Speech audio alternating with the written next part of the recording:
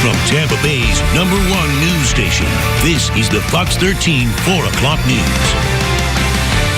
We hope you aren't afraid of heights because our Chip Rooster is learning to fly, and you can too. Yeah, Chip is at Tampa Bay Aviation, where you can learn to be a pilot.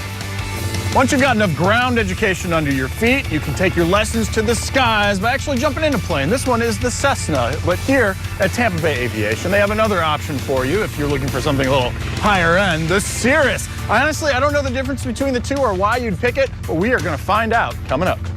Well, Fox 13's Chip Brewster has done some pretty incredible things. I know if you've been watching him, you know he's jumped out of planes. I think that was day one, right? He has been swimming with the mermaids. He's even shot paintballs at zombies. And he's done a lot of yoga too. There's a high amount of yoga by Chip. And all of this he's done, by the way, in 6 months. Like he started. No, in 3 months. He started in September. Yeah, that is and he's pretty packed all impressive. this in. Today he may top all of that though. He's not jumping out of a plane. He's flying one.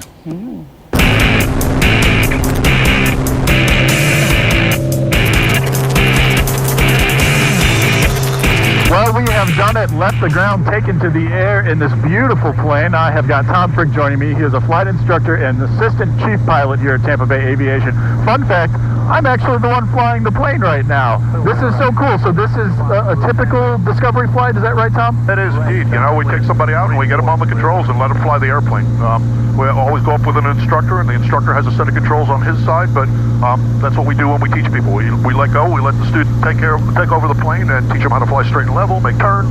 Yeah. So what's your own backstory getting into this? Because as I understand it, this is actually a second career for you. It is, you know, so I did a career working for a newspaper for almost 30 years, and I was a private pilot.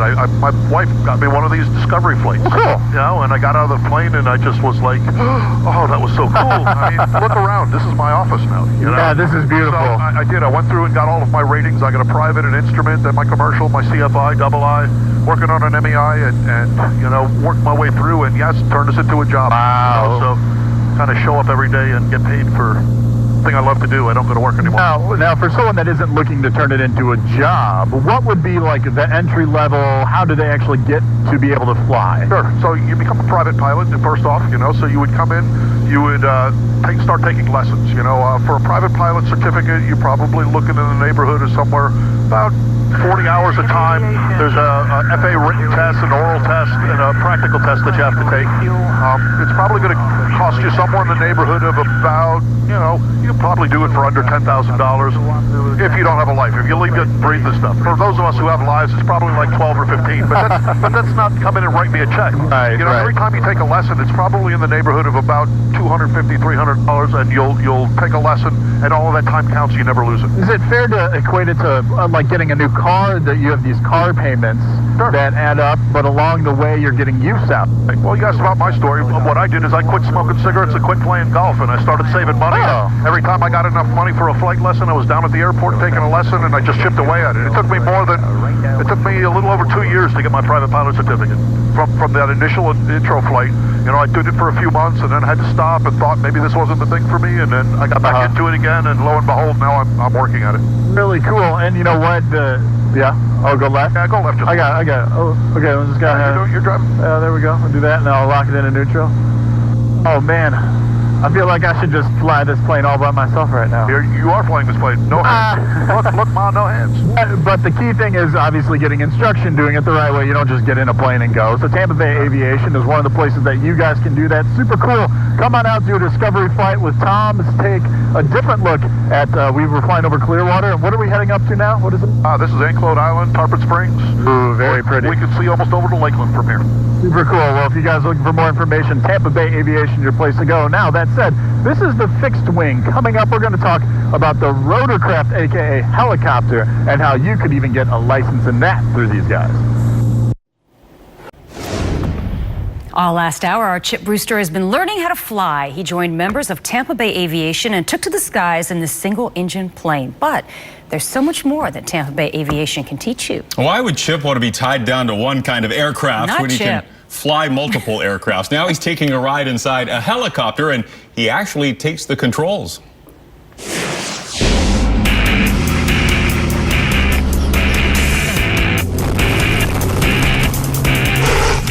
Well, folks, we have left the ground again, only this time we are up in a helicopter with Tampa Bay Aviation, and we've got the owner of Tampa Bay Aviation, Zach Taylor, who is also the chief helicopter pilot. So super cool that you're able to take us up in this thing. I guess the first question for all those that are watching this and interested, what does it take to become a helicopter pilot? Basically, you come in, we get people from all over the place. They just want to either do it recreationally for fun for a few flights, or maybe to get their private license to fly themselves, their family, all the way to the person who says, hey, I want to make this a career. How can you make me a commercial pilot?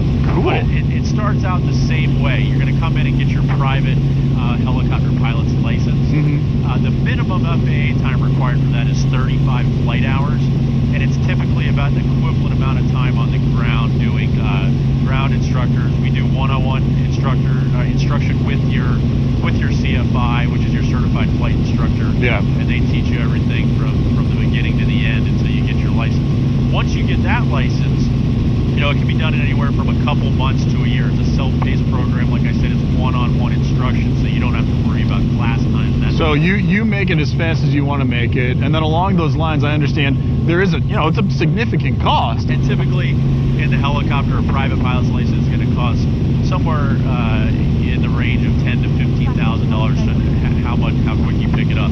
You get someone up into the air, and it's their discovery flight. They want to learn, but they aren't sure how to go about it. Do you actually give them the controls on that flight? What we're going to do is, first we talked about the different controls. The first one I'm going to give you here is this cycling. Remember, your right hand's going to go on this, and you're going to rest your forearm on your leg.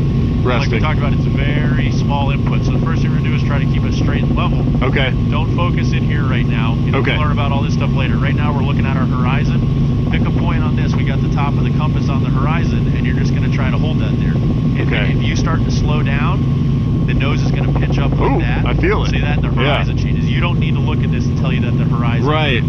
Same thing when we turn. The horizon's going to bang. So, right there. See that? This is, I'm a motorcyclist, and you lean when you turn on a motorcycle. That's what it felt like. We're leaning to go left and right. And you'll see new pilots doing that too. They really just need to move their fingers, but they'll go.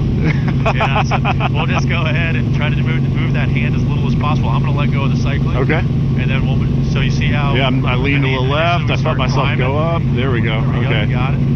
Wow, it really is sensitive. It is. So we got a little bit of a climb going, so we want to take that out. We just put the airspeed back in, then you just nudge it forward a little bit, and the airspeed will pick up and the nose comes back down. Oh, yeah. All right.